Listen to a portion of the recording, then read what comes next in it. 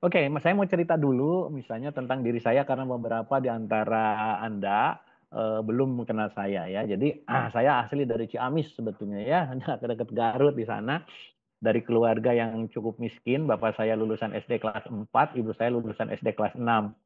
Nah, ceritanya mungkin mereka ya tidak terlalu miskin dulunya karena mungkin ada apa namanya ya punya warisan dari orang tua ya, orang tuanya. Tapi ketika saya masuk SD, masuk SMP, bapak saya ngomong, bapak tuh mau nyekolahin kamu tapi asal masuk negeri. Kalau nggak ke negeri, mohon maaf nggak disekolahin. Jadi akhirnya saya SMP masuk negeri, SMA masuk negeri. Nah, ke perguruan tinggi kalau nggak masuk negeri nggak disekolahin. Tapi Bapak Ibu ya karena udah niatannya begitu, jadi kita kompak. Akhirnya dari 5 bersaudara itu 4 masuk negeri. Saya ada yang masuk Unsud dari Ciamis itu kan ke dekat ke Unsud ya, ke Universitas Jenderal Sudirman. Kakak saya sama adik saya. Adik saya Fakultas Ekonomi, kakak saya Pertanian. Saya masuk Unpad, adik saya masuk ITB. Bayangkan itu 3 orang di perguruan tinggi dengan dapur yang berbeda, padahal bapak ibu saya hanya pertanian dan pedagang sayuran. Tapi dengan segala daya upaya, akhirnya alhamdulillah bisa lulus ya. Semuanya bisa lulus. Alhamdulillah adik saya tinggal di Amerika, kakak saya menjadi dosen, jadi seorang doktor di Universitas Riau, lalu saya, kebetulan adik saya meninggal. Nah, jadi rekan-rekan di keluarga saya memang bapak saya petani, ibu saya pedagang, pedagang sayuran. Karena pedagang sayuran, jadi saya juga suka harus menyiapkan gitu ya sayurannya dan seterusnya, ikut ke pasar dan seterusnya. Mungkin dari situ bahwa apa namanya bahwa dagang itu saya pikir saya bisa sekolah itu karena ibu saya dagang. Ya kalau dari petani aja kayaknya repot. Karena kalau pedagang itu kan bisa setiap hari dapat uang gitu kira-kira ya. Maka akhirnya ketika saya lulus saya jadi guru bahasa Inggris. Nah, tapi ketika guru di ruang guru ada meja, saya tuh ada tukang madu, saya bawa, saya madunya saya botolin, saya taruh, akhirnya jualan madu. Saya lihat guru-guru juga butuh pakaian, saya bilang aku bisa bikin pakaian sampai saya belajar cara ngukur, diukur, kasih ke apa namanya? ke ke tukang jahit dan seterusnya. Jadi habis ngajar saya ke Cigondewa cari kain dan seterusnya. Jadi memang ada mental dagangnya itu masuk karena mungkin bapak ibu saya dulu pedagang. Lalu saya mikir bahwa menjadi guru bahasa Inggris kayaknya bukan terlalu passion saya karena logatnya logat Sunda gitu ya. Jadi kayaknya aku nggak bisa jadi guru bahasa Inggris yang terbaik. Akhirnya saya mikir, saya kebetulan banyak curhat waktu itu. Saya kenal guru-guru bahasa Inggris dari Australia salah satunya. Ya saya curhat bahwa saya lagi galau, dikasihlah buku. Nah buku itu karangan Anthony Robbins, judulnya Unlimited Power. Buku itu saya baca berkali-kali karena saya bisa bahasa Inggris. Tapi nggak pernah dipraktekkan. Suatu malam saya praktekkan, saya baca bab 2, What do you really want in life? Gitu kan, kata Anthony Robbins. Silahkan kalau Anda lagi ngapain, tulis. Saya tulis ada 22 hal yang saya mau dalam hidup. Baca lagi buku itu, lalu dia bilang, pilih 5 yang memungkinkan, pilih 5. Dari 5 itu pilih satu. Kok yang dipilih itu ngambil master dalam bidang manajemen. Lalu dibaca lagi buku itu. Apa yang Anda perlukan? Saya ke ITB, ke Unpad, ke STMB, saya tanya berapa biayanya, apa yang harus saya lakukan. Hanya saya tahu butuh uang 40 juta kalau nggak salah. Lalu butuh harus apa tes kemampuan dasar, harus belajar matematika dan seterusnya dan seterusnya. Akhirnya rekan-rekan setelah saya tuliskan apa yang saya mau dalam hidup, tiba-tiba uang itu ada. Dari mana? Dari pinjaman. Tiba-tiba ada pinjaman dari Bank Jabar. Saya bilang, aku mau. Karena udah ditulis dalam dalam peta hidup saya bahwa saya akan mengambil master dalam bidang manajemen. Pendek cerita, akhirnya saya lulus. Udah lulus, saya bingung. Aduh, dari guru bahasa Inggris, kok lulus? Master. Kebetulan saya ngajar di EEP namanya, Executive English Program. Itu program kursus bahasa Inggris yang native speaker. Kebetulan saya suka ngajar juga sebagai local teacher. Kebetulan pemiliknya namanya Mark Hallett, orang Australia, dia direkturnya. Ketika saya lulus, saya ngomong, Mark, kalau kamu capek jadi direktur, aku aja yang jadi direktur. Saya ngomong gitu. Saya pulang, besoknya ditelepon, ya, aku tertarik dengan tawaranmu. Ngobrol-ngobrol-ngobrol, mau berapa gaji? Kalau nggak salah dulu gaji saya tuh 3,5 juta waktu sebagai guru, saya doublekan. Ya udah mah 7 juta. Dia bilang, boleh nggak saya nawar? 6. Oke, deal. Akhirnya dapatlah 6 juta waktu itu. Ngajar apa jadi direktur. Wah, jadi direkturmu. Karena saya mikirnya pemasaran, gimana sih cara meningkatkan penjualan? Saya lihat program-program, ada yang harus saya potong di hari Minggu, hari Sabtu kok kosong kelas. Saya mulai push nih kira-kira program apa dan seterusnya. Cara promosinya seperti apa, kalau dukaan bikin brosur dan seterusnya. Jadi akhirnya saya kencengin pemasaran, alhamdulillah. Meskipun pasar lagi turun, saya waktu itu dari 4.000 siswa, saya bisa ningkatin menjadi 5.000 bahkan lebih. 5.000 siswa waktu itu. Wow, jalan Dago macet jam 3 sampai jam 6.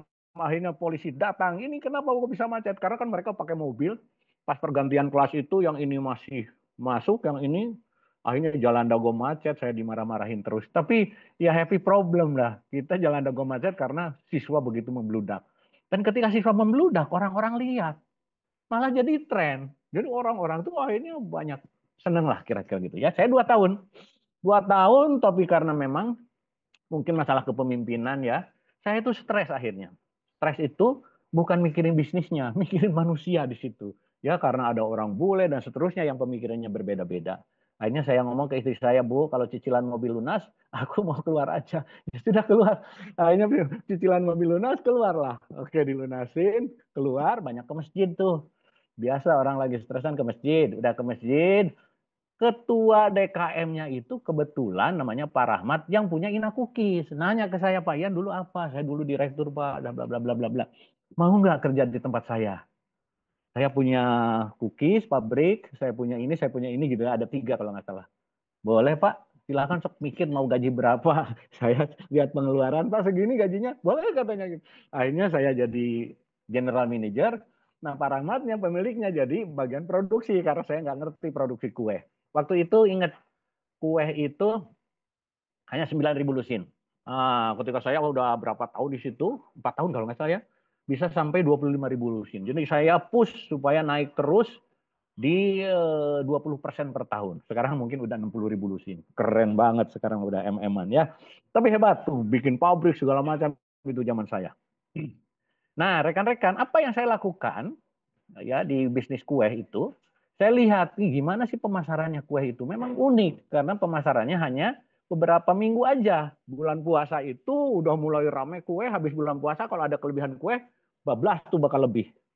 Akhirnya sistem apa yang harus saya lakukan? Nah, akhirnya yang saya lakukan adalah merubah sistem distribusi. Nah, distribusi penjualan. Nah, ini menarik. Penjualannya itu akhirnya melalui agen. Akhirnya kita rekrut agen.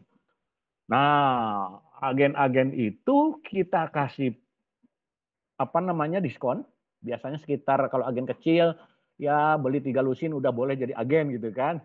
Udah gitu potongannya mungkin di 15%. Tapi kalau kamu bisa sekian bisa sekian lusin, bisa sampai sekian lusin. Tapi kalau kamu bisa sekian ribu lusin, bisa potongannya sampai hampir 30%.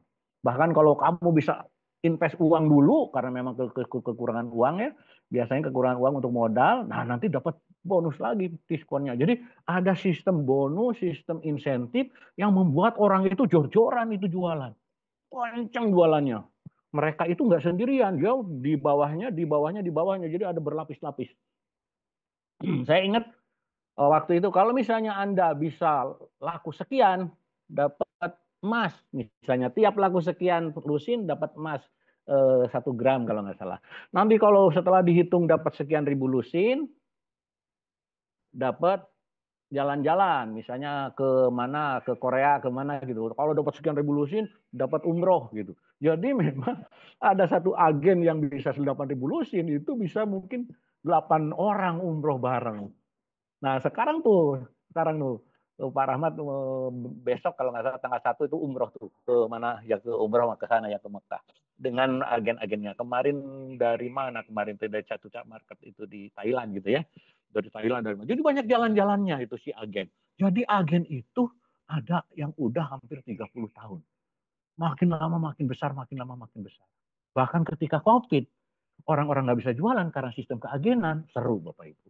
Jadi salah satu kuncinya yang pernah saya tangani itu adalah bagaimana justru dalam bisnis itu adalah bagaimana menyusun distribusi yang kencang. Itu. Jadi kalau sistem distribusinya bagus, yang jualan itu bukan kita. Kalau kita mah jualan apalagi kue kering ya yang terbatas. Mana bisa orang sehari buat berapa ribu lusin. Tapi kalau agennya banyak, agen itu punya tangan-tangan, semuanya rata-rata di Jakarta, Jogja, sama Surabaya gitu, itu ribuan lusin itu, bahkan puluhan ribu lusin itu dalam 1 bulan atau kurang, itu bisa selesai. Jadi kadang-kadang mereka juga harus beresiko. Daripada kekurangan kue, ya udah saya ambil Pak, sekian ribu lusin dulu Pak, sekian ribu lusin dulu kemana-mana gitu. Jadi kue itu udah ditaruh tuh di Jakarta, udah di mana-mana tuh sebelum bulan puasa, sebelum orang beli. Nah pas pembelian mulai, orang udah seset set set set, set karena barangnya udah ada. Nah jadi salah satu yang menurut saya kunci sukses dalam bisnis ya, dalam ini pengalaman saya di Inakukis itu adalah salah satunya adalah sistem distribusinya. Sistem distribusinya selain orangnya jadi loyal, kenapa loyal? Karena di situ ada insentif, ada bonus dan seterusnya. Orang itu jadi jor-joran, Bapak Ibu ya, keren banget. Nah itu satu. Yang kedua, Bapak Ibu, yang kedua adalah produk. Meskipun distribusi bagus, kalau produknya nggak bisa jual, repot juga. Pertanyaannya, apakah harus paling enak? Nah, dalam perkuehan, Bapak Ibu, kalau mau enak itu sebetulnya gampang. Gunakanlah materi-material yang enak. Misalnya kalau pakai apa namanya room butternya pakai Wisman, ininya pakai ini. Wah, itu enaknya banget. Ya, terasa banget kejunya. Tapi jualnya harus berapa? Mahal toh? Nah, jadi kita harus tahu kita mau main di pasar mana gitu kan. Kalau kita mau di pasar yang tingkat menengah ke atas, kayaknya kalau pakai Wisman nggak ada untungnya. Gantilah room butternya yang tidak terlalu tidak enak, masih enak tetapi murah. Gantilah misalnya pakai yang pakai Pontera, saya masih ingat tuh ya, merek apa lupa ya. Nah, jadi bahan-bahannya yang tidak terlalu mahal,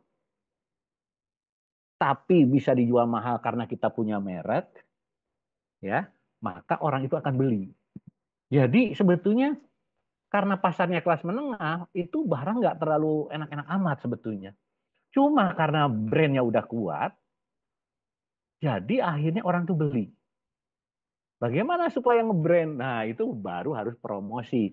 Ya, jadi banyak ya. Jadi ketika produk udah bagus nih, produk udah bagus itu pada intinya adalah bagaimana kita bisa menciptakan produk dari bahan-bahan yang biasa tetapi rasanya enak. Lalu sistem pembayaran ada yang bisa dicicil, ada yang bisa belakangan karena belinya banyak kita lebih murah. Akhirnya Bapak Ibu, karena skala ekonominya udah gede banget, maka akhirnya kita itu bisa mendapatkan produk atau bahan baku dengan kualitas bagus tapi harganya turun, harganya lebih murah dengan sistem pembayaran yang lebih friendly, bisa belakangan setelah lebaran dan seterusnya sehingga cost of money-nya rendah. Nah, itu kalau kita bersaing sama rumahan-rumahan, jadi mereka nggak bisa bersaing karena mereka punya sistem produksinya juga lambat. Satu orang paling dapat beberapa toples. Kalau kita mah satu orang itu bisa dapat mungkin hampir 2 lusin loh. Jadi artinya apa? Untuk pembuatan kue itu, karena skalanya gede dengan pakai mesin dan seterusnya sebagian, itu kalau dulu saya hitung, satu toples itu biaya orangnya cuma 3.000. Bayangkan. Padahal kalau kita misalnya meng-hire orang 100.000 hanya untuk 3 toples, kan bisa 30.000 itu biayanya. Itu bisa 3.000 karena kehebatan. Nah, jadi kalau udah gede memang kita harus bicara tentang efisiensi, ya. Selain juga waste-nya, apa yang bisa dilakukan supaya zero waste dan seterusnya dan seterusnya. Nah, itu dalam bisnis itu memang mau nggak mau. Terus, Bapak Ibu, hal lainnya adalah tentang promo. Nah, kalau UKM itu promosi itu dianggapnya kalau aku udah punya produk bagus dianggapnya ya orang pasti beli. Enggak, ternyata enggak. Ya, kalau kita punya produk bagus tapi di tengah hutan nggak ada yang tahu kan. Siapa yang mau beli? Jadi kita lupa promosi itu sangat-sangat penting. Kita itu menganggarkan promosi itu ya kadang-kadang 3 sampai 5%, bahkan kalau sekarang saya lebih sampai 7% dari rencana omset. Bayangkan, sampai 7% dari rencana omset. Rencana loh ya, rencana omset. Meskipun kalau omsetnya nggak apa namanya tidak tercapai ya kita promosinya diturun-turunin. Ya, nah itu jadi saya cerita tentang pengalaman saya ketika menangani Inakukis itu mungkin udah lama sih ya beberapa tahun yang lalu. Tapi saya kemarin-kemarin masih jadi konsultan pemasarannya. Jadi saya paham sampai sekarang berapa omsetnya dan seterusnya. Gede. Dan itu makin stabil, makin enak ya, tidak terlalu deg-degan, tuh gimana nggak laku, karena udah bertahun-tahun kita udah tahu lah ya, jadi enak tuh. Nah, Bapak Ibu, itu kan saya sebagai manajer waktu itu. Lalu setelah sebagai manajer, akhirnya saya mikir, oh aku kayaknya mau jadi trainer aja deh, gitu kan. Masuklah saya sebagai trainer. Nah, sebagai trainer saya udah hampir 20 tahun sebagai trainer. Ketika jadi trainer, kebetulan saya di Makles namanya. Di Makles itu ada dulu dapat program namanya Badan Ekonomi Kreatif. Jadi kita bikin materi untuk para UKM-UKM yang tergabung dalam Badan Ekonomi Kreatif Bekraf. Trainernya waktu itu banyak awal-awalnya, tapi tidak semua trainer bisa menghandle kelas gede. Biasanya pada ngantuk, kebetulan nah saya mungkin spesialisasinya di situ. Jadi bagaimana bisa membuat orang tuh rame gitu dalam 2 jam gitu, panggilin UKM, suruh ngomong apa gergeran. Akhirnya kok kayaknya Pak Ian aja deh semuanya. Akhirnya saya tuh selama 2 tahun lebih tuh saya keliling ke beberapa kota di Indonesia, men-training kira-kira mungkin 5.000 UKM. Dari 5.000 itu dipilih-pilih lagi untuk di coach dalam kelas-kelas khusus, itu mungkin ada beberapa ribu juga. Keren. Nah, tapi kalau saya udah cerita tentang pengembangan UKM, senang banget sebetulnya. Jadi cara men-trainingnya beda. Saya lebih menjiwai daripada saya ngasih training di perusahaan-perusahaan. Saya kebanyakan dulu di perbankan. Ya, nah akhirnya setelah itu saya bilang udahlah, udah capek, aku mau pensiun. Tetangga saya kebetulan bikin donat.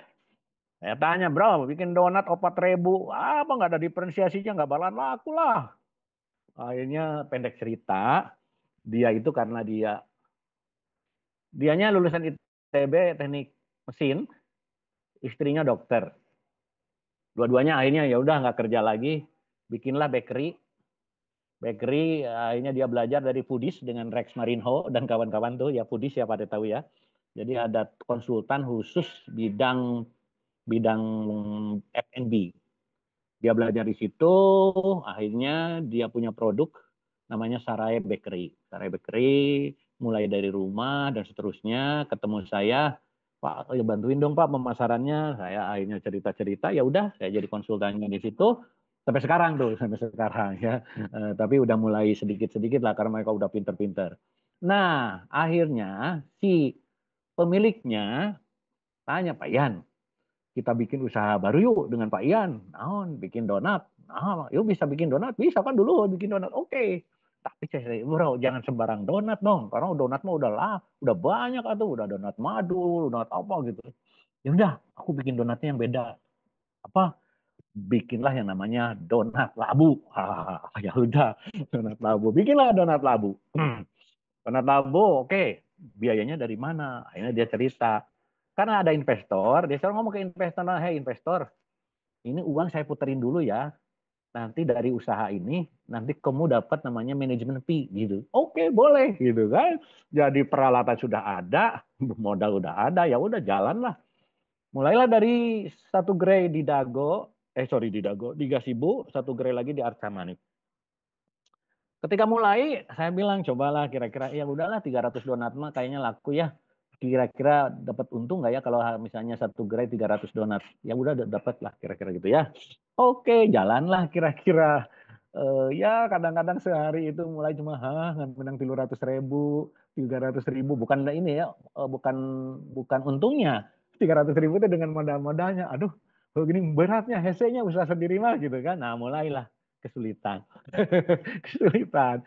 Lalu kita mikir, donatnya jangan mahal-mahal artinya karena nggak ada biaya untuk promosi supaya orang langsung beli. Ya udah, donat labu 3.000-an. Nah, udah tulis. Lalu nah ini Pak Apip, ada momentum. Momentumnya itu tiba-tiba orang itu membicarakan tentang donat. Karena apa? Karena ada namanya Pinkan Mambo bikin donat mahal. Akhirnya setiap orang di mana di Facebook di mana-mana ngomongin tentang donat Pinkan Mambo. Akhirnya apa yang terjadi? Orang-orang tuh nyari donat. Wah, akhirnya penjualan kok tiba-tiba kencang.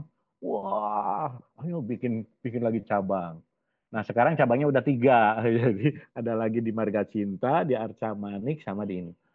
Jadi sehari itu mungkin sudah berapa ya, 4.000 sampai 5.000 donat, bro. Nih nyian 4.000 donat susah, bro, kalau nggak pakai mesin. Kita mah punya pakai mesin, punya mesin rounding. Roundingnya bukan satu-satu gini kan, sekali plak jok jok jok jok jok jok, langsung dapat berapa, 30 gitu donat teh. Nah, karena donatnya donat labu, akhirnya saya mikir, kalau hanya murah aja untungnya yang kecil. Akhirnya coba dah mulai ilmu marketingnya dipakai tuh. Jadi pakai namanya positioning. Nah, mulailah bahwa produk itu ya harus punya diferensiasi kan gitu ya. Nah, diferensiasinya di mana? Ya udah bahwa produk donat labu itu lebih sehat. Akhirnya pakai tagline namanya gemoy dan sehat.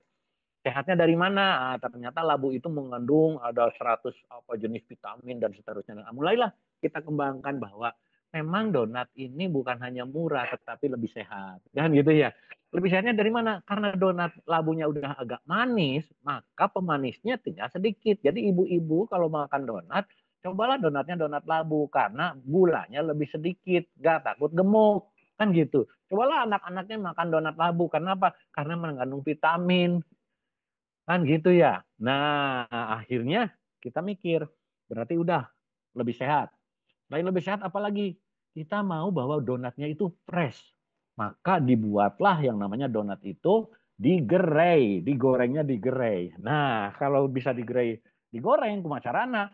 Jadi kita bikin donat itu harus bisa apa namanya di frozen. Jadi di pabrik itu bikin frozen, lalu frozen dikirim ke gerai, digerai, di-proofing, dikembangin, udah ngembang baru digoreng.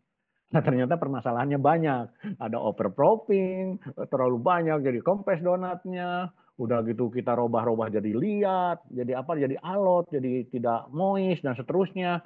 Orang pada komplain, nah mulailah turun tah si kita mulai live pun banyak yang komplain, wah donat kayak donat kemarin gue udah 3 hari orang gini gini gini gini. Kenapa komplainnya banyak banget? Lalu kita mikir juga, bro, nggak usah pelatihan servis katanya, kata teman saya. Kalau pelatihan servis itu kalau apa produk nggak laku baru pakai servis pelayanan, ini mah udah laku nggak usah karena servis itu cost, ya sudah nggak usah pakai pelatihan. Padahal saya pelatih servis. Akhirnya komplain, katanya ketus, nggak senyum-senyum segala macam. Jadi komplain itu tentang produk, komplain tentang pelayanan. Mulailah mumet bro, penjualan turun dan seterusnya karena produknya kurang bagus katanya. Lalu pelayanannya kurang bagus dan seterusnya. Akhirnya udah saya kumpulin orang, kasih standar layanan. Pokoknya orang datang, kamu kudu ngomong kill, ini kasih di drill sama saya, lepasin. Sekarang udah sampai ke situ. Lalu produk udah bagus, positioning sebagai donat yang sehat mulai kita tancapkan. Alhamdulillah tuh sekarang udah mulai naik lagi.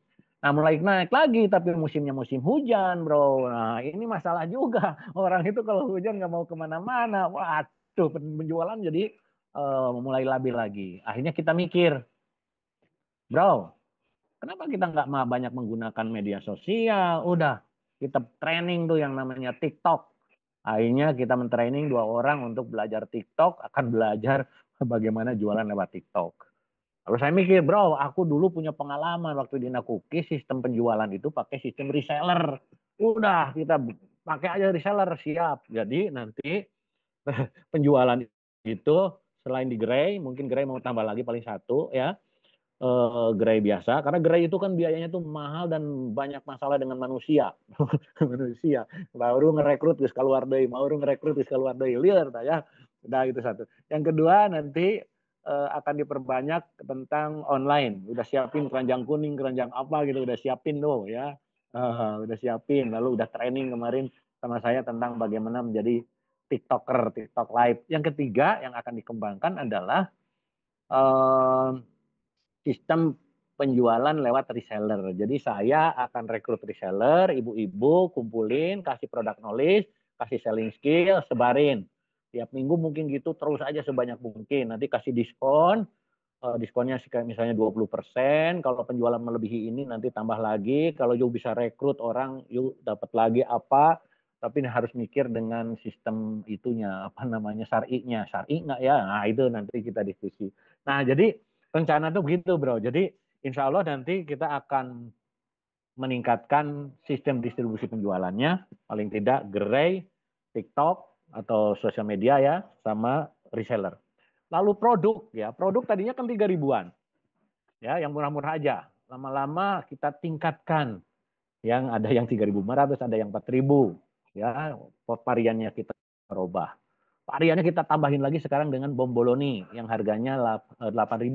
Kita lagi diskon sekarang di 6.000. Bomboloni itu lebih enak. Jadi donatnya dibelah dulu, dikasih olesan-olesan, ada beberapa jenis, lalu di topping gitu. Wah, enaknya minta ampun, 6.000. Dan ternyata mulailah laku. Nah, selain itu kita pakai gimmick karena memang donatnya sehat, ya. Tadinya kan kalau pakai karena udah murah, yang namanya packaging harus bayar. Orang pada protes nggak mau bayar. Ya udah kita gratiskan. Sekarang kita punya tema, yaitu untuk karena masalah environment, supaya kita cinta lingkungan, bagi orang-orang yang membawa wadah sendiri dapat gratis 1 donat tiap pembelian 6. Ternyata banyak bro, orang bawa bawa wadah beli 6 tambah bonus, bawa wadah beli 6 tambah bonus, banyak sekali. Ternyata senang orang itu udah dikasih diskon, dikasih lagi kalau bawa wadah sendiri dapat donat. Karena wadah itu kan memang kos ya, paling 2.000 atau 2.500. Jadi kalau kita kasih donat ke harga ya 4.000, ya kosnya kan sekitar 2.000 juga ya. Udah. Ya, jadi kita mulai lagi gitu. Nah, menurut saya kunci sukses lainnya adalah karena kita itu rame di sosial media. Kita punya yang namanya sosmed spesialis. Nah, kalau itu kan ada yang namanya influencer, itu ada namanya Mamasu. Mamasu itu makan sama suami. Nah, si Mamasu itu si Puji ya namanya. Puji di hire sama kita secara apa namanya, secara permanen gitu ya, untuk khusus sebagai sosmed spesialis. Jadi dia bikin sendiri apa video-video untuk di TikTok, untuk di Instagram dan di mana-mana gitu ya. Selain dia juga mengorganize KOL lainnya. Ini Mbak ada KOL berapa? Oke, panggil. Ini kamu gini-gini. Dia yang nge-briefing suruh ngomong apa. Jadi akhirnya yang ada yang dari dia sendiri video tuh, ada yang dari KOL yang kita bayar, ada juga orang-orang yang memang secara volunteer datang ke kita lalu promote-promote, bikin video gitu ya. Jadi akhirnya rekan-rekan mulailah dari sosial media ini video-videonya rame banget di TikTok dan di Instagram. Selain kita juga bayar iklan. Jadi terus terang kita itu menghabiskan iklan tuh per hari mungkin 300 ribuan. Jadi kita iklan 300 ribu per hari, ya ditambah bayar beberapa KOL gitu ya. Terus gitu kan untuk supaya di sosial media ini banyak orang cerita tentang donat labu. Nah itu donat labu itu saya sebagai co-founder ya. Jadi saya benar-benar menikmati ya bagaimana suka dukanya sebagai apa namanya founder lah, sebagai pemilik bisnis yang bukan hanya orang luar. Jadi benar-benar saya tune in di dalamnya.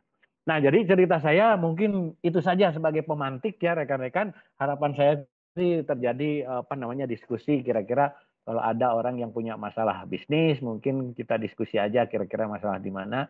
Karena insya Allah ya saya punya pengalaman yang cukup panjang sebetulnya ya, mengurus bisnis orang, baik itu servis maupun pabrik gitu ya. Dan sekarang udah mulai dengan bisnis yang dikelola sendiri. Oke, mungkin dari saya cukup dulu sekian untuk materinya. Ya, rekan-rekan kalau saya buka untuk diskusi ya. Oke. Silakan. Kalau memang nggak ada pertanyaan, termaksa saya akan memberikan kuliah sedikit tentang bisnis ya. Semoga nggak usah ya. Semoga Bapak Ibu akan memberikan pertanyaan dan kita terjadi diskusi. Dari saya gitu, Pak Ajat, Pak Bulia, silakan. Saya open pertanyaan ya. Ya, silakan kepada teman-teman yang punya pertanyaannya dan kita buka sesi diskusinya bersama Coach Ian.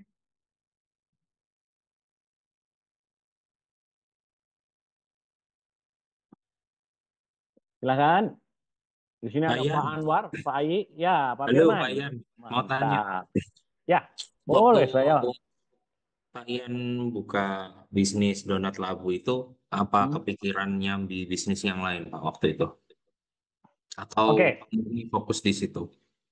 Nah, oke, thank you. Sebetulnya donat labu itu kan saya sebetulnya termasuk orang yang nggak terlalu pas menurut saya ya. Kok donat labu kayaknya donat itu kayaknya udah pasarnya udah banyak, udah crowded ya. Cuman, nah ini, cuman karena teman saya bisanya bikin donat, ya sudah, akhirnya donat, ya gitu ya. Nah, ketika udah mulai kan mau nggak mau saya ya udahlah aku keterjun. Karena saya sebagai orang feeling, jadi saya cuma mikir lebih ke bagaimana kita menambahkan emotion ke dalam produk kan gitu ya supaya orang membeli itu karena emosinya, makanya mungkin masalah kesehatan, masalah environment, bahkan nanti ke depan saya mau bikin donat untuk oleh-oleh, misalnya oleh-oleh ini oleh-oleh Bandung karena donatnya labunya berasal dari mana, gulanya berasal dari Cidaun, ininya dari Garut dan seterusnya, pakai cerita. Jadi ada storytellingnya dari produk itu yang akan kita jual. Cuma mungkin itu ke depan ya. Nah, itu. Jadi memang sebetulnya apakah kepikiran produk lain? Nah, kalau saya pribadi sebetulnya itu kan saya dengan teman. Saya pribadi ini sebetulnya Pak Firman, saya itu senang masak. Senang masak. Jadi istri saya senang masak. Kadang-kadang kalau setiap masak, aku bilang ini kayaknya bisa dijual, nih, enak banget nih. Karena kalau saya senang masak, senang makan, udah keliling ke beberapa tempat makan yang jauh-jauh pun saya kejar. Bahkan kemarin hampir saya pergi ke Klaten karena di Klaten ada ada orang masaknya dari pakai tungku dan seterusnya. Kayaknya aku ke Klaten aja deh untuk makan. Cuma kayaknya kalau untuk makan untuk ke Klaten bolak-balik, waduh habis berapa taunya. Akhirnya nggak jadi.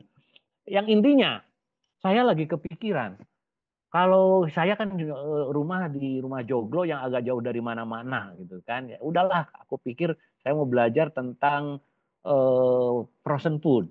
Frozen food. Jadi masakan-masakan yang saya bisa masak lalu diprosenkan. Bahkan mungkin pasarnya bisa untuk kafe, kebayang saya. Ini contoh ya. Kemarin tuh masak namanya gongso, Mas Firman. Gongso itu ya udah di Arab ya. Apa di Arab? Di Jawa tuh ada kan gongso. Saya pernah makan gongso yang enak itu di Malang. Ada khusus gongso, gongso apa gitu. Orang datang dari mana-mana. Viral. Nah kemarin gongso usus sapi. Aku pikir ini enaknya nggak ketulungan, enak banget buatan istri saya. Yang saya bisa karena sederhana. Saya masukin plastik, ya kebayang saya. Untuk satu porsi, masukin plastik besar, lalu dipakum, masukin. Kan pengawetannya itu sebetulnya banyak cara. Ada yang sederhana sebetulnya di apa namanya dimasukin presto dengan wadah-wadahnya itu selama setengah jam itu bisa tahan 1 tahun setengah di suhu ruang. Nah, kira-kira gitu ya. Nah saya udah belajar. Saya udah waktu itu baca bukunya Mas Cahyo namanya untuk bagaimana mengawetkan makanan tanpa pengawet bisa 1 tahun setengah. Aku udah baca apa namanya e-booknya. Nah jadi kebayang eh, saya itu mau bisnis itu apa namanya frozen food. Jadi kepikiran juga frozen food dan seterusnya untuk bisnis pribadi. Cuma kalau dibayangkan dibandingkan dengan bisnis bakery ya. Kalau bakery itu COGS-nya atau HPP-nya itu di 23%. Jadi kalau makanan seperti yang tadi, saya itu mungkin di 60% jangan-jangan COGS-nya. Jadi kalau sistem reseller kayaknya bisa, tapi harus banyak, harus jumlahnya besar gitu ya. Kan di Solo tuh udah ada tuh namanya Pawon Ayu tuh. Itu mungkin udah ribuan ayam per hari ya. Ayamnya ayam joper dan seterusnya ya, eh, sama apa ayam sama bebek. Bebek lebih terkenal tuh di Pawon Ayu. Jadi saya banyak belajar tentang F&B. Jadi saya memang ke makanan. Ya itu kepikiran juga, ya kepikiran. Cuma ada yang udah saya nyebur beneran, ada yang mikir nanti ke depan aku mau ini juga. Mungkin nanti dilanjutkan oleh anak saya dan seterusnya. Karena melihat kayaknya di rumah bisa dijadikan tempat produksi, lalu belajar tentang digital marketingnya mungkin pakai TikTok Live dan seterusnya. Mungkin mulai dari tetangga-tetangga, kalau enak kan mungkin mereka bisa langsung menyebar, nanti pakai sistem reseller dan seterusnya. Paling ke sana, Mas, akhirnya. Jadi kalau dibayangkan kenapa bukan dalam bidang training? Nah, istri saya kan bilang gitu, kamu kan udah bertahun-tahun di training, udahlah dalam dunia training aja. Tapi kayaknya sih kadang-kadang ya, ada kepikiran aku pingin sesuatu yang unik lah, yang baru gitu, bukan dunia training aja. Karena kadang-kadang ya, kalau dalam training, mohon maaf ya, kalau saya training kan sekali sehari aja, loh bisa menghasilkan sekian. Kalau ini aku bikin produk Honje sekarang, aduh hasilnya tuh kok kayaknya kecil banget gitu. Tapi saya pikir bukan masalah itu aja. Saya pikir kalau saya misalnya bisa memproduksi sesuatu, lalu bisa mempekerjakan orang, kayaknya asik gitu. Bukan asik-asik aja ya, bisa membantu ya tetangga-tetangga ya yang mungkin nggak punya kerja gitu ya, ibu-ibu, ya udah kerja di saya aja gitu kan.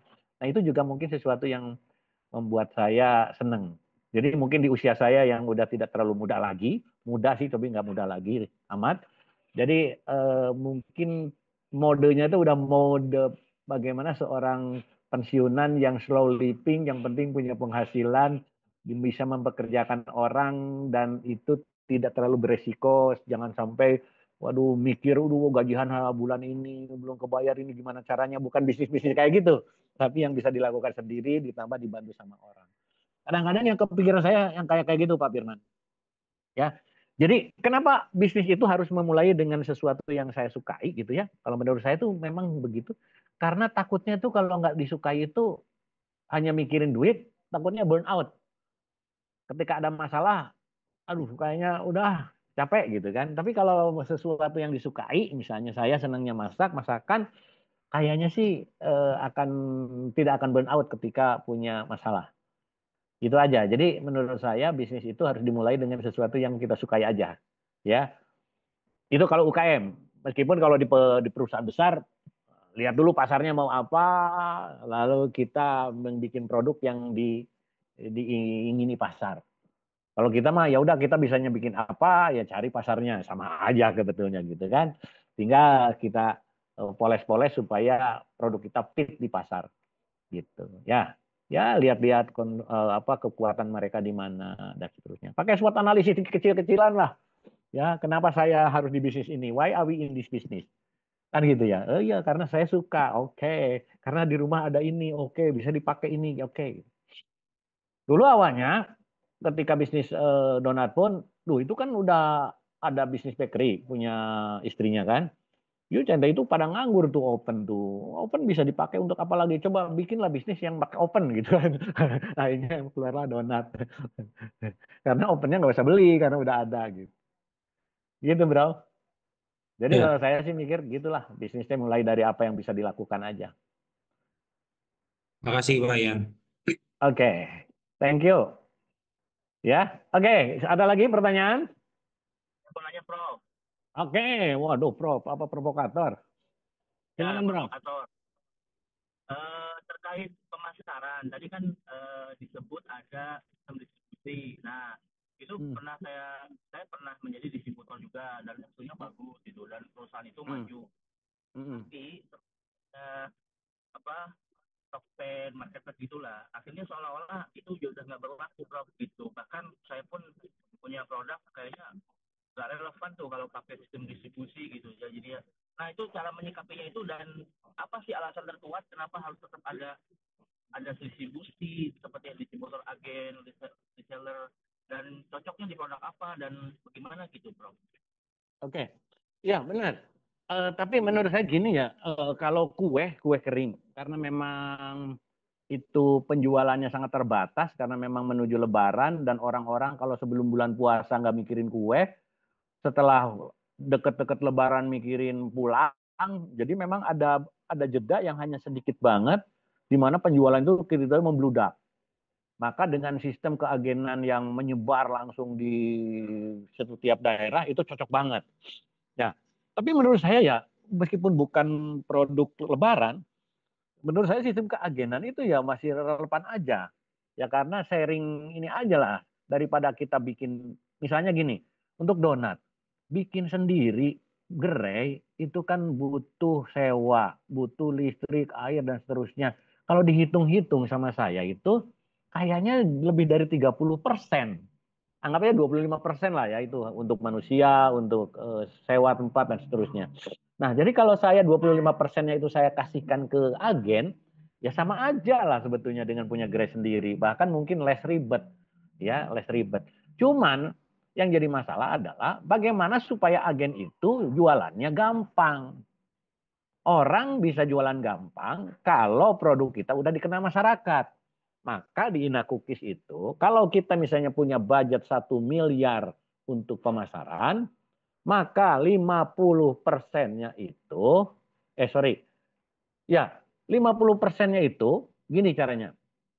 Kita punya budget misalnya 1 M. Nah, yang 500 itu udah untuk yang namanya pool marketing. Pool itu orang kita beriklan supaya orang ngejar ke agen. Lalu 50%-nya kita untuk nge-push. Nge-push itu agennya kita kasih suntikan, kasih insentif supaya ngejar, cari konsumen. Kan gitu ya. Jadi konsumennya kita iklanin supaya ngejar agen, agennya kita kasih insentif supaya ngejar konsumen. Nah, jadi 50-50 kalau di kita. Bahkan kalau agen mau jualan, mau beriklan, kita kasih feedingnya nih, iklannya udah kita siapin, ibu berbayar iklannya, ibu kasih tandanya ke kita bahwa Anda udah beriklan, nanti 50% kita balikin itu biaya iklan ibu. Boleh, boleh. Banyak yang akhirnya mereka beriklan sendiri. Jadi agen itu beriklan, 50%-nya kita kasih dari biaya pemasaran kita, lalu kita juga beriklan secara heboh gitu di media sosial, media offline juga, supaya orang nyari, supaya orang aware tentang produk kita.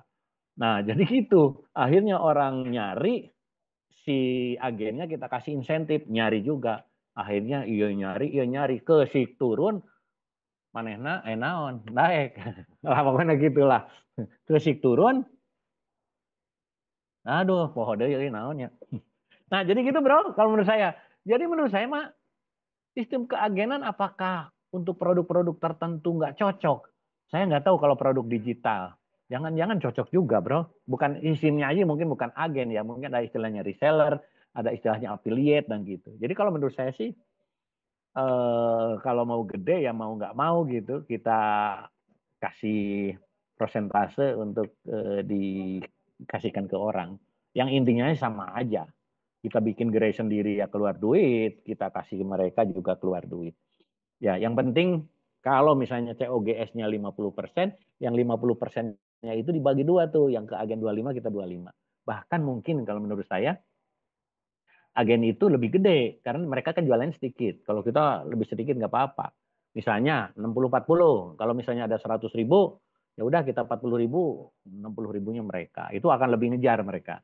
Karena kalau budgetnya presentasinya terlalu kecil, agennya juga males jualannya, presentasinya kecil kan gitu ya. Jadi kita mah udahlah agen itu disupport secara videonya, apanya segala macamnya, pokoknya udah kita kasih brosurnya segala macam ya. Lalu kasih insentif, kasih bonus segala macam, yang intinya permudahlah mereka karena mereka itu ujung tombak menurut saya. Yang tidak jalan itu kadang-kadang mungkin ya si yang punya pabriknya itu terlalu pasif. Kasih ke agen, udah sekian persen sok aja. Mereka kesulitan jualan, nggak dibina sama kita. Ya, nggak dikasih iklan juga, sehingga produknya nggak dikenal masyarakat. Jadi kalau produknya udah dikenal masyarakat, ya lebih enak. Meskipun ya Bapak Ibu ketika kecil, kan kita nggak bisa punya uang jor-joran untuk iklan dan seterusnya. Maka mau nggak mau kita itu harus memanfaatkan yang gratisan. Kalau dulu zaman saya, TV misalnya, orang udah dapat ada satu TV, ya, TV ngeliput, itu enak. Nanti TV-TV lain ngeliput. Cuma caranya kita harus punya produk yang nyeleneh, yang news value. Misalnya gini ada nih kue jenis baru dari toppingnya dari tahu. Ada kastengel dari tahu. Wah, kan unik tuh untuk diajarin ke TV. Satu TV udah dapat, nanti TV yang lain Pak, ada yang lain nggak Pak, yang unik-unik? Ya ada lagi. Akhirnya satu lebaran itu mungkin bisa hampir semua TV akhirnya meliput. Karena punya news value, karena unik. Nah, makanya kreativitasnya memang penting banget di situ. Itu paling bro kalau menurut saya. Ya, kalau menurut saya sih sistem keagenan ya harus dipelajari juga sih apakah ada nggak misalnya sistem keagenan yang tidak relevan. Saya belum tahu di bisnis apa gitu kan. Tapi kalau menurut saya kayak saya mau jualan frozen segala macam, Justru sistem keagenan itu bisa mempercepat penyebaran. Yang penting pull sama push marketingnya aja yang harus dimainkan. Ya, jangan sampai mereka kesulitan jualan. Ya, dan kita bina. Ya, selling skillnya kita bina, product knowledge-nya kita bina. Mereka tahu kelebihan produk kita, kenapa harus jualan produk kita, kelebihannya di mana, orang-orang yang cocok untuk mengkonsumsi produk kita itu siapa sih, mereka adanya di mana, dan seterusnya. Kan gitu ya kira-kira gitu. Kalau offline kira-kira bisa ngapain, kalau online mau ngapain. Jadi kalau ada agent gathering ya biasanya di Garut gitu kan, Pak Ajat, kumpulkan itu agen, saya ceramahin. Yo, kira-kira bikinlah marketing plan, kira-kira mau ngapain, targetnya mau berapa ribu lusin, mau ngapain tuh, apa yang bisa dilakukan sama kau. Setiap orang tuh punya rencana marketing, ya. Lalu kita pantau udah sampai di mana dan seterusnya. Keren, Bro. Dan itu memang dilakukan dulu waktu saya di Nakukis. Jadi senang. Mereka itu dapat dikasih ilmunya juga, nggak hanya disuruh jualan. Jadi jauh-jauh sebelum bulan puasa itu udah dikasih, udah setiap agen udah punya rencana marketing sendiri. Ya, bahkan dia harus punya admin yang melek sosial media itu. Cari orang tuh harus punya admin. Jadi saya ngomongnya sama admin itu. Nggak, karena ibu-ibunya kan udah agak sepuh-sepuh yang memang tidak semuanya ngeh tentang digital marketing. Oke? Okay? Gitu Pak Anwar. Silakan Pak Anwar. Ya, terima kasih banget, Bro. Oke, okay, thank you. Ada lagi?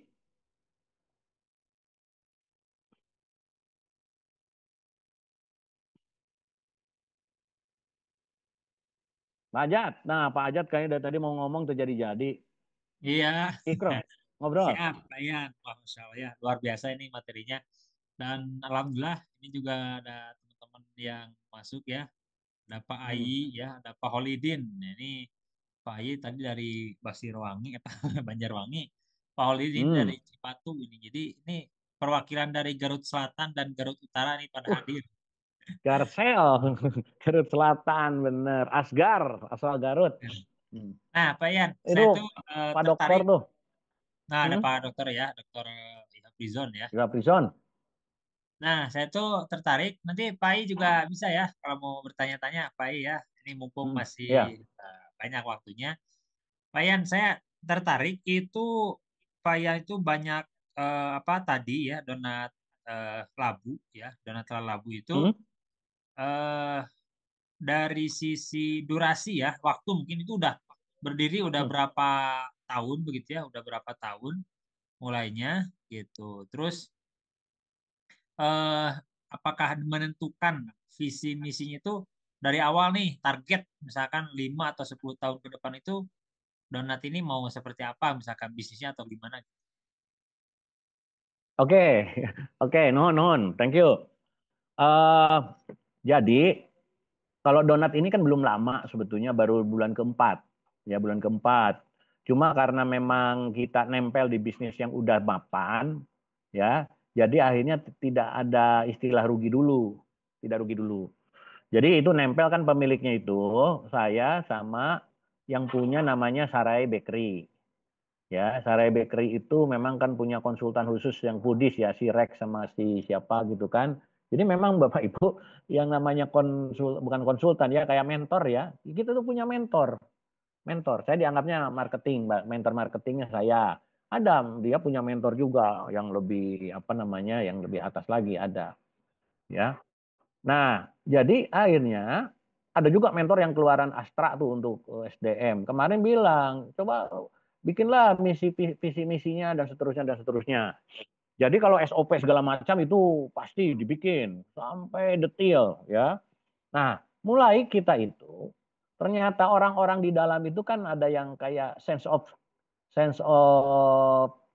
ownership-nya tuh atau belonging-nya tuh masih kurang. Kok orang tuh kerja itu kayak kurang militan gitu kan. Akhirnya ya udah saya bilang udah bikinlah namanya visi misi, lalu visi misi ditambah lagi tentang core value. Saya bilang yang membentuk budaya perusahaan itu adalah core value.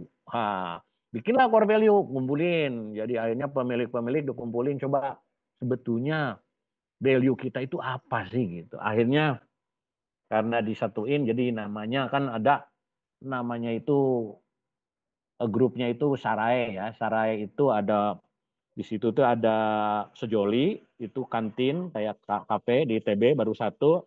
Lalu Donat Labu yang udah punya 3 gerai. Lalu Sarai Bakery-nya udah punya 4 gerai. Nah, akhirnya bikinlah coba bahwa manusia-manusia yang di dalam itu supaya punya karakter-karakter yang positif, coba dibikinlah. Saya cerita tentang corporate religion. Saya punya buku namanya Corporate Religion. Bagaimana orang itu bisa militan gitu kan karena punya nilai-nilai yang kita sepakati bersama. Kan gitu ya, keren banget. Sebetulnya mirip agama. Ya, orang-orang Islam kan punya kitab suci namanya Al-Qur'an, hadis. Di situ ada namanya rukun iman, rukun Islam dan seterusnya. Itu yang membuat orang Islam itu bisa hidup ya sampai sekarang Islam itu ditaati gitu. Nah sebetulnya perusahaan pun sama ya, perusahaan pun sama. Jadi kalau kita punya brand yang kuat, misalnya kayak Harley Davidson, itu karena memang corporate value di dalamnya itu kuat. Jadi bisa menciptakan corporate religion di dalam itu bisa menciptakan yang namanya brand religion. Orang itu udah kayak cult gitu ya. Orang itu kalau naik motor itu, kalau naik Harley itu kayak beda lah rasanya ya. Yang dijual Harley itu kan katanya suara, bukan mesin, bukan motor, kan jual suara blar blar blar gitu kan. Nah, itu yang mereka jual. Nah, dan itu kenapa orang kok bisa begitu militan? Kalau di Amerika katanya sampai kalau si cucu Harley Davidson ngadain acara itu sampai berapa ribu kilometer itu orang datang pakai Harley untuk ke satu tempat.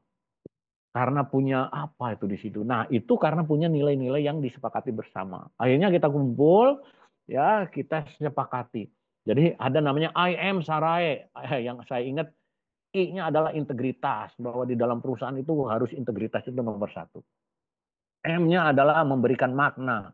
Bahwa Anda setiap orang itu harus punya makna. Bahwa kita ke masyarakat itu harus bermakna. Gitu. S-nya adalah sehat, bahwa produk-produk kita jangan sampai yang meracuni masyarakat, tapi yang ada sehatnya, gitu kan. E-nya dan seterusnya, dan kita drillkan kepada karyawan-karyawan. Jadi kalau ada karyawan, kamu kemarin kok ini karena kurang kepedulian, berarti ada nilai-nilai kepedulian yang kamu belum laksanakan. Jadi dari setiap integritas itu apa? Ada namanya perilaku konkret. Misalnya ada 5 perilaku konkret yang menyebutkan bahwa kita itu punya integritas ini. Itu sampai dibikin sama kita ya, sama saya lah. Ya, nanti akan dibikinin buku.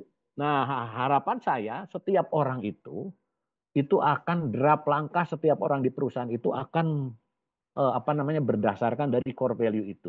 Dan mereka tahu kita akan menuju kemana. Ada. Karena memang udah lebih dari 2 tahun. Jadi teorinya kalau kita perusahaan udah 2 tahun lebih, cobalah mulai pikirin visi misi perusahaan mau kemana. Kira-kira gitu ya. Dan itu kebetulan yang Sarai Group itu udah 2 tahun lebih. Jadi kita udah ke sana, udah bikin. Nanti kita akan bikin bukunya sebetulnya tentang kayak buku kitab sucinya lah gitu ya untuk orang-orang di dalam tuh. Karena saya yakin banget bahwa corporate culture itu terbangun dari nilai-nilai yang kita sepakati bersama. Dan nilai-nilai itu udah saya susun. Nanti sebentar lagi mungkin akan dibikin buku, lalu kita drillkan kepada orang-orang. Gitu, Bro. Seru ya? Ya memang bisnis ini seru kalau mau ditangani dengan baik, Bro. Jangan UKM terus-terusan. Ya, kalau kecil-kecilan, aduh ya Allah, keburu kolot, letik wae. Ya, harus gede tuh. Ya, iya. Saya mau inget ya, Ina Cookies itu udah hampir 40 tahun sih.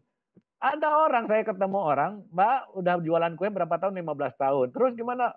Udah banyak pegawai, nggak cuma berdua aja sama ibu saya. Ada yang 15 tahun, tahu duaan, jualan kue tiap lebaran. Tapi Ina Cookies kok bisa sampai 600 pegawai dan bisa ya udah MM-an ya. Alhamdulillah bisa Alphard ke Bali, mobil listrik kebeli, semua anak-anaknya jadi direktur di situ, punya rumah-rumah yang mewah-mewah. Ini dari kue, Bro.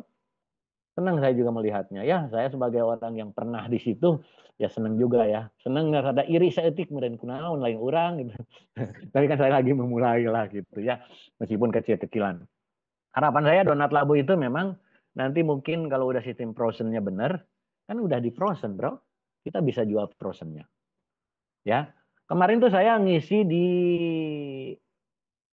PDAM-nya Jakarta, Pamjaya. Nah, kebetulan ada kunjungan. Ketika saya kasih ceramah tentang entrepreneurship, kunjungannya ke Donat Labu. Ke depan harapan saya, seorang pensiunan itu ibu di rumah kalau ada tempat bikinlah gerai. Nanti donatnya dari saya. Beku, ibu mah tinggal ngembangin goreng. Udah nggak ngapa-ngapain. Ibu dapat sekian persen gitu. Ke depannya gitu. Jadi kita memang selalu mikir supaya faktor kalinya lah gitu ya. Jangan sampai kecil-kecilan wae. Bahkan kalau udah 10.000 saya mau ganti, pindah tempat. Kita udah punya tempat pabrik yang udah gede, mungkin berapa meter ke berapa meter, udah ada tempatnya. Cuma karena masih 5.000, masih bisa di tempat yang lama, jadi belum pindah. Tapi sebentar lagi mau pindah, kalau udah lebih banyak lagi, dan mau sebagian tempat mau dijadikan untuk training center. Ya, nanti mungkin kita jualan pelatihan, ya pelatihan bisnis, pelatihan apa gitu ya, bagaimana kita. Gitu, bro. Nah, Mantap, mantap. jadi intinya kalau saya kesimpulannya, jadi kalau kita mulai bisnis, menurut saya mulailah bisnis yang sesuai dengan passion kita. Gitu Pak Ayi. Kalau saya mah passionnya udah tahu saya orang feeling. Jadi nanti sentuhannya itu yang ada hubungannya dengan feeling, yang ada hubungannya dengan perasaan. Jadi nanti bahwa donat ini bukan sekedar donat. Ini ada ceritanya di balik kenapa saya jualan donat. Nah itu, ceritanya itu yang kita jual. So we sell story. You don't sell product. Kita nggak jual produk, kita menjual cerita gitu. Karena orang itu keputusannya itu sebetulnya lebih ke apa namanya emosional. Jadi menurut saya faktor emosionalnya itu yang harus saya nanti tekankan di apa namanya di positioning kita ya. Jadi orang beli itu karena faktor emosi. Nah, gitu, faktor kesehatan, faktor kecintaan kepada anak. Jangan sampai kita meracuni anak dengan memberikan donat yang gulanya berlebihan, yang membuat tepungnya tidak sehat dan seterusnya. Tapi kalau donat labu, labunya itu mengandung banyak vitamin, gulanya juga less sugar, tapi manisnya cukup buat anak, maka ini akan lebih sehat untuk generasi Anda. Wah, itu yang akan kita jual nanti ke depan.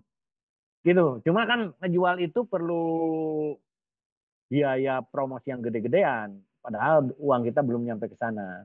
Jadi kita mulai dari donat murah aja supaya tanpa promosi orang udah beli. Lama-lama dinaikin seetik-seetik gitu. Supaya punya uang untuk promosi. Gitu. Ya udah, sekarang udah sampai ke situ tuh mulai itu. Ya, donatnya udah stabil, rasanya udah oke, tinggal positioningnya mau kita tangkepin. Sistem distribusinya kita tambahin. Ya, ada offline, ada online, ada sistem reseller. Nanti coba lihat mana yang paling bagus atau tiga-tiganya mungkin bisa jalan ya. Harapan saya 3 bulan ke depan mungkin bisa 2 kali lipat ya, bisa 10.000 lah per hari ya. 10.000 kali 4.000 kan udah lumayan lah omsetnya udah kebayang. Ya. Yang susah itu ngelola manusianya sebenarnya, Bro.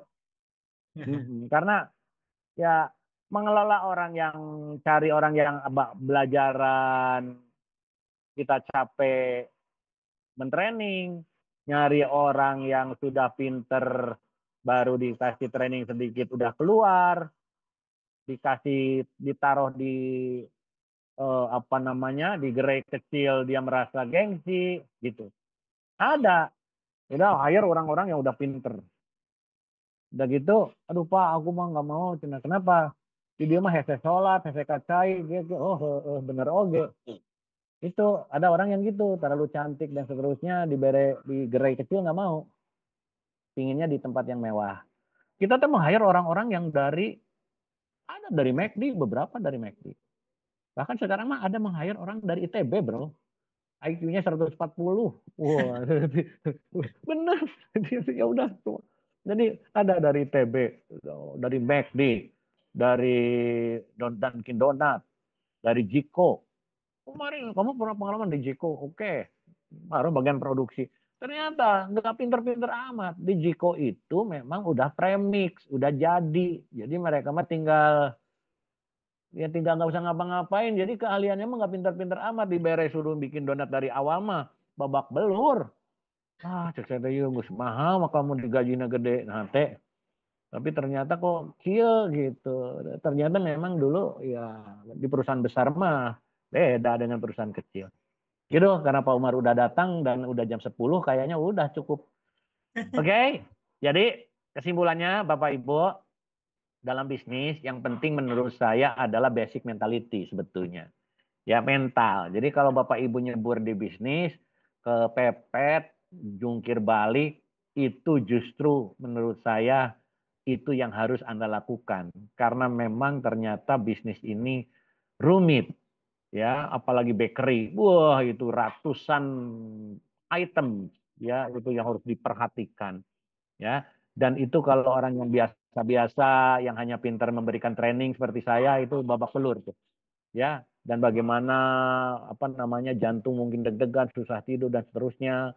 Kalau terlalu beresiko ngambil apa gitu, ya itu makanya memang menurut saya satu basic mentality-nya yang harus bagus, baru kesananya baru mikirin bisnis itu. Yang kedua, cobalah kalau kita mau UKM, mulailah bisnis dari sesuatu yang kita sukai.